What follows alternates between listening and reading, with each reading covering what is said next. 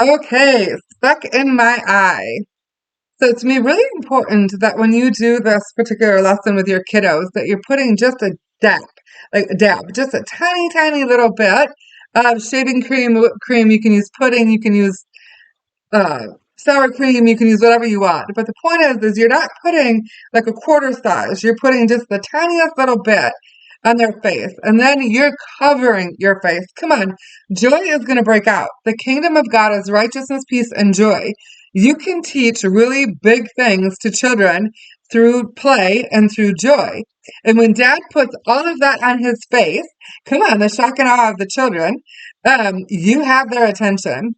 And so we are teaching our children that they don't want to be tattletellers. They don't want to be running around trying to get everybody else in trouble and focus on the little speck, the little amount on other people's face when they have a whole bunch on their face, right?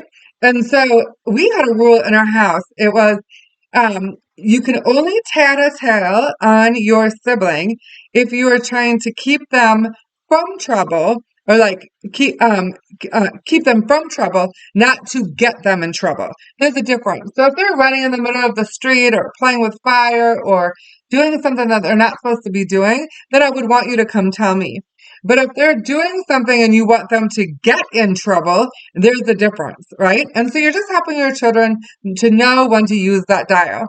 And so um, I would have in my house a higher consequence for the child that tattletaled, but we found out later that they were actually involved in something because they tattletaled, because they were trying to get their sibling in trouble, but yet they had all that stuff on their face. They actually got like a double consequence.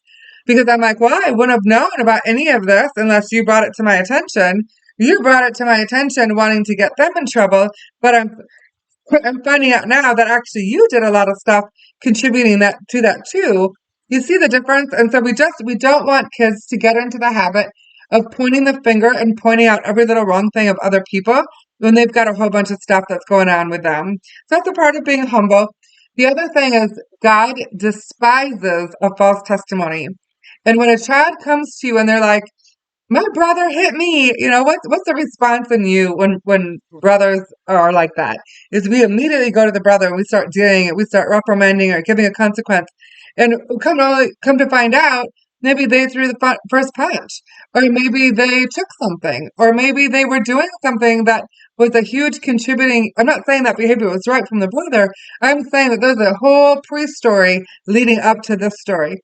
And so we really want to teach our children not to be giving false testimony because God has a lot to say about that. He has a lot to say about false testimony. I also think we're moving into the era where we're going to start seeing a lot of false testimony, a lot of accusation, and a lot of falsehood going around in the spirit realm because of what's going on in the spirit realm. And we want to make sure that our children stand guard on that and that we're not actually allowing them to do that in our own homes with our children. All right, a great question to ask when children are having conflict is, if you ask the question, well, what happened? You're going to get a 2-hour story from this person and a complete opposite of a 2-hour story from this person. So the better question to ask is, what was your part or what did you do wrong? So even if they come to me and they're like, my sister hit me or something, obviously when they're younger. And so then I would say, okay, well, what was your part of the story? Like, what did you do? And it's helping them to just be humble and to look in. No, this is not okay, but neither was this.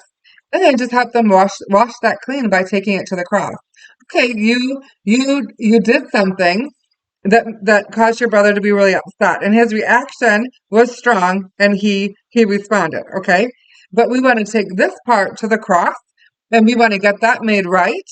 And then we can go on and deal with your brother. Anyways, it's just teaching children how to be humble, how not to be tattletellers, and how to be kind and powerful with our words.